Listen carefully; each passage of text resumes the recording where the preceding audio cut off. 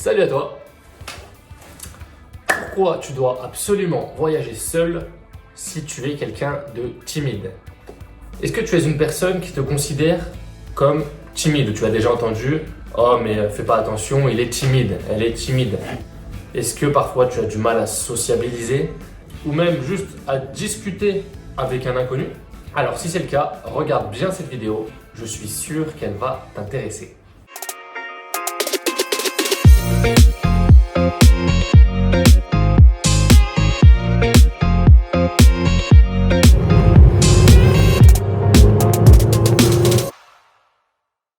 Je m'appelle Joris.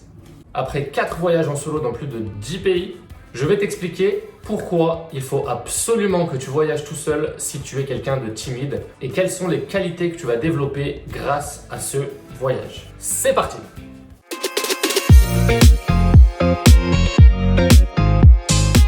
Alors, premièrement, le voyage va t'aider à prendre confiance en toi.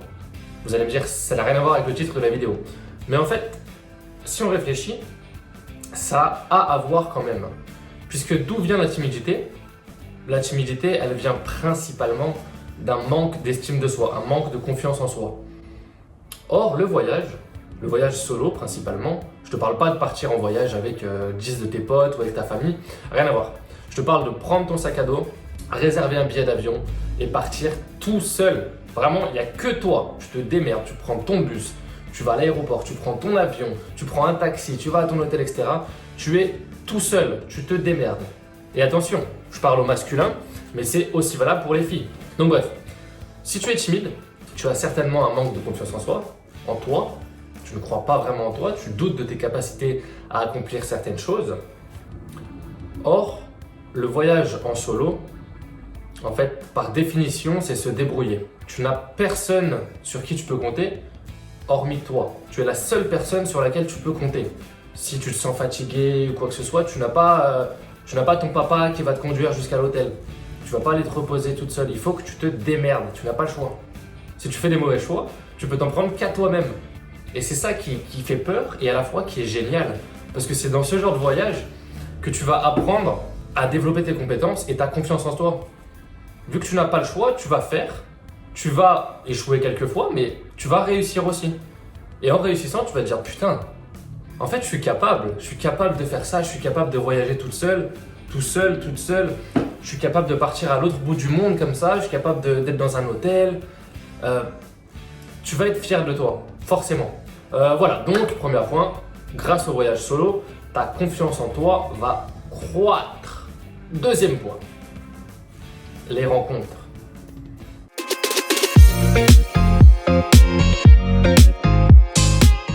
Si, comme on l'a vu au début de cette vidéo, tu es là, c'est certainement parce que tu as des difficultés à faire des rencontres. Moi, je peux te dire que c'était totalement mon cas et je te promets que les voyages m'ont beaucoup aidé pour ça. Pourquoi? Pourquoi les voyages solo m'ont aidé pour ça? Et bien, tout simplement, grâce aux hostels. Alors, hostel, c'est pas comme le film d'horreur. Hostel en anglais, ça désigne toutes les auberges de jeunesse. Auberge de jeunesse, je sais pas si tu vois ce que c'est. En général, on s'imagine des grandes chambres de vin avec des lits superposés en métal là, qui grincent et des colonies et des gamins qui font du bruit toute la nuit. Alors, c'est pas forcément ça, ça peut l'être, oui, mais des auberges de jeunesse, en fait, c'est là où tu vas aller dormir, absolument. C'est la règle d'or que je te donne ici, réserve dans des auberges de jeunesse. Une auberge de jeunesse, en fait, c'est un endroit où ce sont des voyageurs solo qui vont se regrouper. Et c'est l'endroit parfait pour faire des rencontres. Genre vraiment, je connais pas de meilleur endroit pour faire des rencontres. Il y a beaucoup de voyageurs solo qui vont dans ces endroits-là parce que justement, ce qu'on s'imagine au départ quand on connaît pas trop, on se dit un voyage en solo, c'est un voyage tout seul. Je vais partir, je vais être tout seul. Je vais aller à mon hôtel, je serai tout seul le soir. Je vais aller manger au restaurant, je serai tout seul. Je vais aller visiter, je vais aller faire une randonnée tout seul. Mais en fait, c'est pas ça du tout.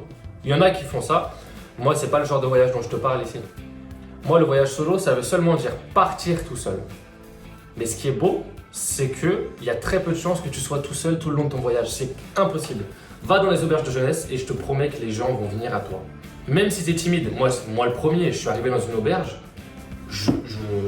j'osais parler à personne. Il y avait plein de gens qui rigolaient. En fait, il y a souvent, tu as les chambres, tu as plein de chambres, et tu as très souvent une grande pièce centrale ou une terrasse ou une grande cuisine. Enfin, c'est ce qu'on appelle les parties communes. Et c'est là que les gens font connaissance, c'est là que les gens se regroupent, etc. Donc, imagine, tu arrives tout seul avec ton sac à dos, tu es hyper asocial comme ça, tu es tout timide, les épaules recroquevillées, etc. Tu regardes par terre comme ça. Tu arrives et tu vois peut-être 10, 20, 30, 50 personnes dans les parties communes qui sont en train de rigoler, il y a des petits groupes qui sont en train de jouer, etc. Et tu arrives et ils te regardent un petit peu en mode. Toi, tu as l'impression que tu es jugé, tu vois, parce que forcément, tu n'as pas confiance en toi, donc tu te dis que tout le monde te regarde, les gens ils ont que ça à faire. T'es pas à l'aise, tu vois, t'as envie de repartir, d'aller réserver ton hôtel et de rester dans ta chambre tranquille tout seul. Ne fais pas ça. Vraiment, si je peux te déconseiller de faire quelque chose, absolument, c'est ça. Ne va pas à l'hôtel, mais va à l'hostel. Donc t'arrives, t'es tout timide, etc. Je vais être honnête avec toi, tu vas pas te sentir bien les premiers jours. Il y a de grandes chances que tu ne sois pas très à l'aise les premiers jours. Ça me l'a fait dans tous mes voyages, que je pars tout seul ou avec des gens, etc. Les premiers jours, j'ai une déprime. Je suis pas bien, j'ai envie de rentrer chez moi, je me sens pas à l'aise. Ça me l'a fait à chaque fois et je pense que c'est tout à fait normal, c'est le temps de s'habituer à la nouveauté. Tous mes voyages solo, il n'y a pas une seule fois, j'en ai fait 4-5, il n'y a pas une seule fois où j'ai pas déprimé pendant au moins 2-3 jours au départ. Et vraiment, grosse déprime en mode j'ai envie de rien faire, j'ai juste envie de rentrer chez moi, de prendre un billet d'avion et c'est tout. Mais il faut absolument que tu passes outre ça. Tu restes, tu résistes, ton mental est là, tu te dis c'est normal, comprends-le, c'est normal. Fais en sorte que le temps passe vite, mets-toi une série ou quoi que ce soit, chill pendant 2-3 jours et je te promets qu'après tu vas passer tu vas vivre ta meilleure vie. Puisque les gens, en fait, dans les auberges de jeunesse, pour la plupart, mais la grande majorité, ce sont des jeunes voyageurs. Et qui dit voyageur dit ils veulent découvrir. Donc ils sont ouverts d'esprit, ils sont là pour découvrir des nouvelles cultures, découvrir des nouvelles personnes, faire des nouvelles rencontres. Ils sont très ouverts d'esprit. Il se peut que dans ton entourage, chez toi, tu aies des gens qui voient la vie comme ça. Et dès que tu sors un petit peu du cadre, un petit peu du moule, bim, t'es mal vu. Tu vas être jugé, critiqué, etc. Alors je ne veux pas te dire que les auberges de jeunesse, c'est la perfection. Mais les gens qui sont là-bas, vraiment, ils ont une belle ouverture d'esprit qui fait que tu vas te sentir bien directement, crois-moi. Et surtout, si toi, tu es asocial, c'est là que c'est beau, c'est que les gens viennent à toi. Ils vont tous te parler et faire en sorte que tu te sois intégré. C'est impressionnant. Vraiment, ça m'a surpris et ça m'a surpris encore il n'y a pas longtemps. Des voyages, j'en ai fait, ça fait 4 ans que j'en fais. Là, avec le Covid, j'avais arrêté un petit peu. J'en ai refait un petit pendant une semaine. Les frérots, je suis arrivé, j'étais dans ma déprime habituelle des 2 premiers jours. J'arrive à l'auberge. Vraiment, j'arrive, je monte dans ma chambre. Enfin, on me montre la chambre. Il se passe pas 30 secondes avant qu'un mec me dise viens, on va manger en bas, viens avec nous. Genre, hop là, laisse-moi tranquille, je suis asocial, laisse-moi un peu le temps de déprimer, etc. Non, pas le temps pour ça. Direct, on va manger, on fait des rencontres. J'ai rencontré 4 pélos là-bas. En quelques minutes, quoi. Après, on a passé la soirée ensemble, etc. C'est incroyable. Et c'est aussi ça la beauté des hôtels, c'est que tu vas faire des rencontres qui sont assez éphémères, mais qui vont te permettre de ne pas être tout seul.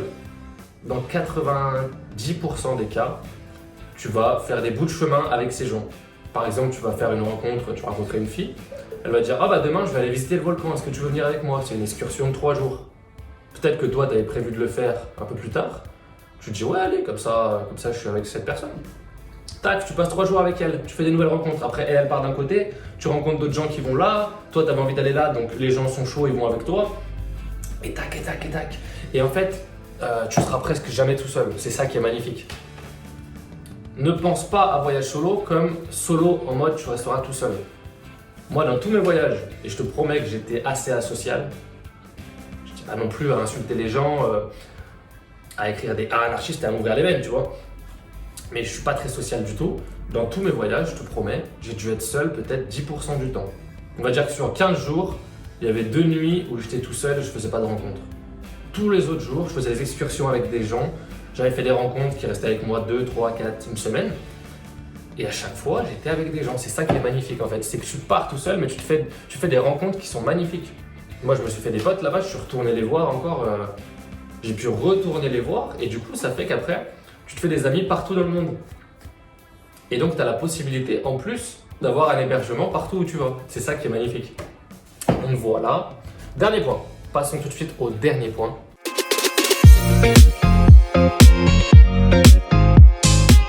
Tu vas développer tes compétences sociales. Ça, je t'en ai un petit peu parlé juste avant.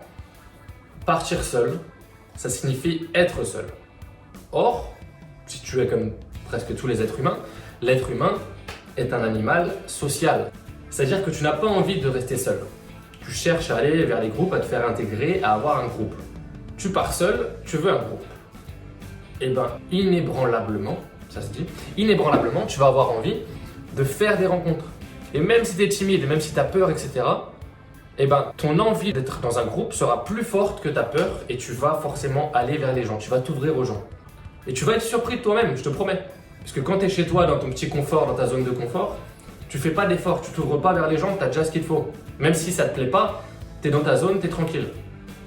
Mais quand tu es à l'étranger, que tu n'as pas le choix, si tu veux pas rester tout seul, eh ben, tu vas faire des rencontres et je te promets que tu vas être surpris de toi-même, tu vas te dire « Putain, mais je suis social en fait, je sais parler aux gens, etc. » Donc tu auras beaucoup plus tendance à combattre ta peur pour aller vers les gens. Pour faire un petit parallèle, c'est un petit peu comme une journée de rentrée scolaire.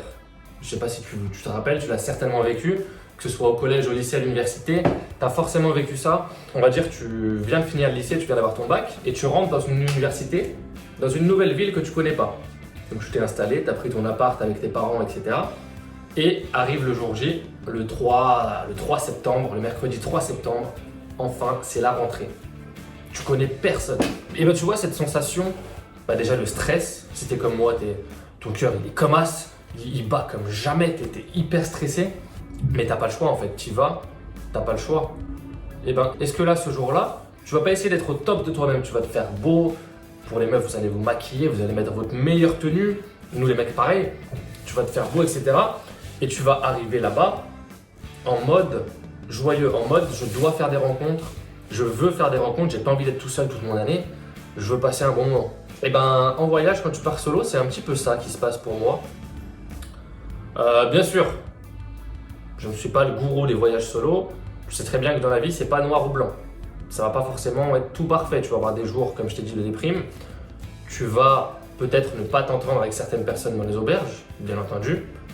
On n'est pas fait pour s'entendre avec tout le monde. Vouloir s'entendre avec tout le monde, c'est s'entendre avec personne au final. Mais l'avantage, c'est que tu vas rencontrer tellement de gens en si peu de temps. Je sais pas, peut-être en une semaine dans une auberge, tu vas rencontrer plus de personnes qu'en un an dans ta ville où tu habites. Donc tu vas rencontrer tellement de personnes que forcément, même s'il y a des interactions qui vont pas très bien se passer, des feelings qui passent pas, tu sais, des fois ça matche pas, et ben tu auras d'autres personnes après qui vont arriver, qui font que tu vas le vivre correctement. Tu vas pas vivre ça comme le pire échec de ta vie, mais tu vas te dire bon ok, c'est pas grave, il y a d'autres personnes. Et ça va t'aider à relativiser et à développer tes compétences sociales. Voilà, je crois que c'est tout pour aujourd'hui. J'espère que la vidéo vous aura plu. Alors oui, ça change un petit peu d'habitude, finance, etc. Mais là, c'est du développement personnel et du voyage. C'est deux choses que j'affectionne particulièrement. Donc voilà, je pense continuer à te faire des vidéos dans ce style-là, si elles te plaisent. Fais-moi un petit feedback. Feedback-moi. Feedback me, bro. Je veux savoir ce que toi tu penses. C'était Joris pour Time to Live My Best Life. N'hésite pas à ne pas t'abonner, à ne pas lâcher de commentaires, à ne pas lâcher de pouce bleu. Et je te retrouve très bientôt sur Time to Live My Best Life. Allez, ciao, ciao. Allez, ciao, ciao.